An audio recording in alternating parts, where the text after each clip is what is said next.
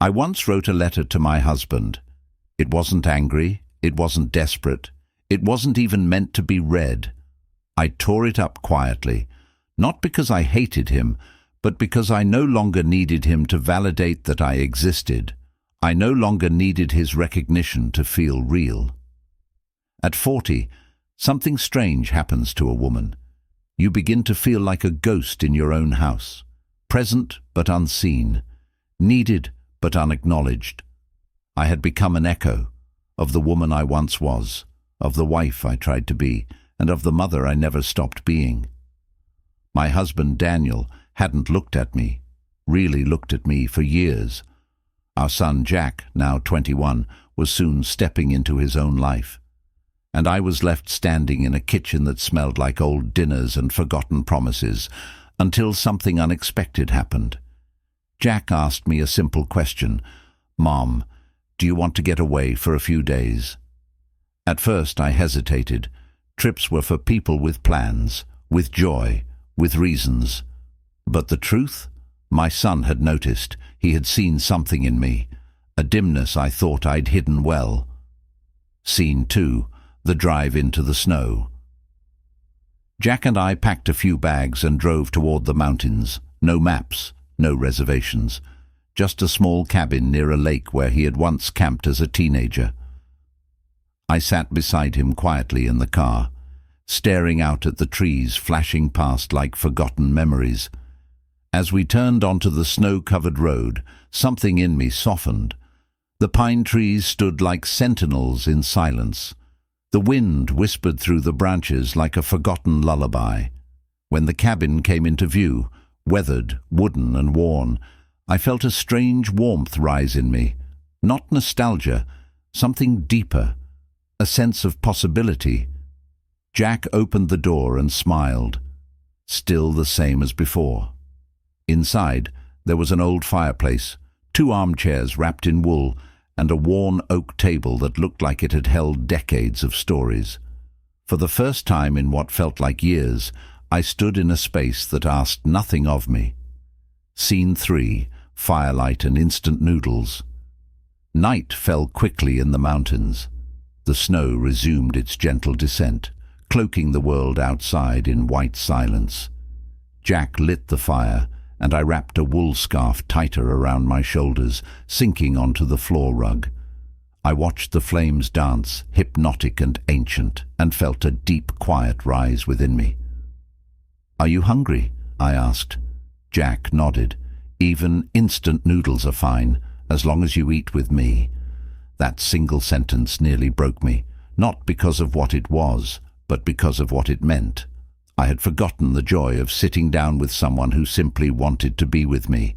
No expectations, no roles to play. We ate together in silence, and somehow that silence felt more nourishing than any birthday dinner I had ever prepared. It was not empty, it was full of presence. Scene 4. The morning light through linen curtains. I woke to the scent of coffee drifting through the cabin's wooden walls. Light filtered through the linen curtains like a second blanket laid gently across the morning. I rose, put on an old sweater, and walked into the kitchen to find Jack standing by the window, holding a steaming mug, eyes distant and thoughtful. "You're up early," I said. He turned and smiled. "This place makes me want to hold on to every moment. Also, I make great coffee. Want some?" We didn't talk much. There was no need. Sometimes the most profound healing happens in the spaces between words. Scene 5. The quiet tasks of reconnection. We spent the morning cleaning the cabin, not out of necessity, but because it gave us something to do together. Jack wiped the windows.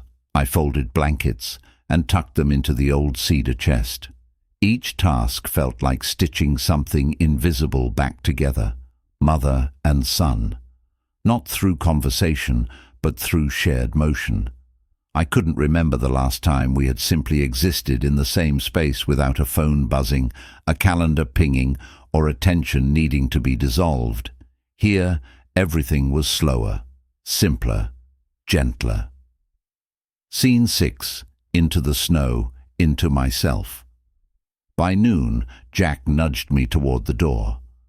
"Ever tried snow hiking, Mom?" I shook my head. "I'm more of a supermarket kind of woman." "Well, today you're a snow explorer." He grinned, handing me snowshoes. We stepped into the untouched snow, each step making a soft crunch. The forest around us was pure and silent, except for the rhythmic sound of our breathing and the occasional rustle of branches. As we walked, Jack began to talk about his camping memories, his voice suddenly animated, warm, alive. It struck me how much he had changed, not just physically but emotionally. He looked at me, really looked at me, not as someone who needed help, but as someone worthy of attention. Then he said something I'll never forget.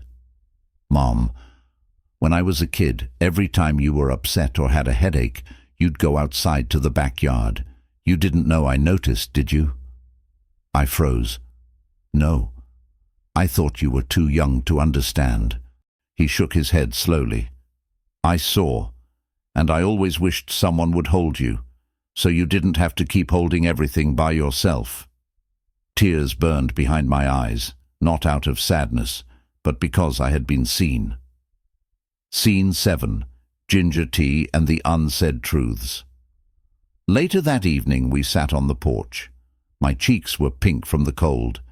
Jack handed me a cup of ginger tea. "Where do you want to go tomorrow?" he asked. I looked at the snowfall. "Nowhere. I just want to stay here a little longer." Because for the first time in years, I didn't feel like I was performing. I wasn't a role. I was a person. Back at home, the house was silent. Daniel still hadn't come back. I stood at the sink, drying the last plate from Jack's birthday dinner. The faded wedding photo hung crooked on the wall behind me. I stared at it, unsure whether it reflected love or loss.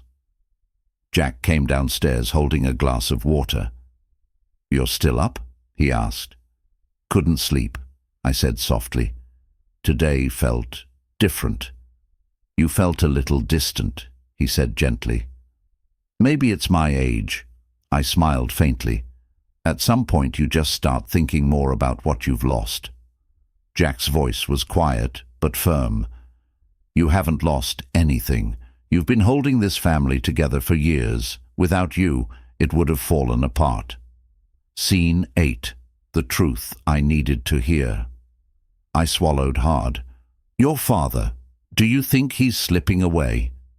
Jack paused, and then said what I had been too afraid to say. "I think he's already gone, a long time ago." I didn't cry, not because I wasn't hurt, but because for the first time the truth wasn't terrifying. It was freeing. "But you're still here," he added, "and so am I. We still have each other." Scene 9. Looking in the mirror again. Later that night, after Jack went to bed, I walked into the bathroom. I turned on the light, and I looked at my reflection. She wasn't the young woman from our wedding photo. She wasn't the overwhelmed mother in the PTA meetings. She wasn't Daniel's wife. She wasn't just Jack's mom. She was me. And for the first time in decades, I recognized her.